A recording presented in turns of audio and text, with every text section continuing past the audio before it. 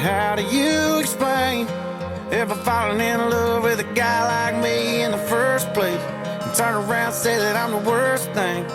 I guess I'm the problem, and your meds never do no wrong. If I'm so awful, then why'd you stick around this long? And if it's the whiskey, then why you keep on pulling it off the shelf? You hate that when you look at me, you halfway see yourself, and it got me thinking, if I'm the problem, will you mind?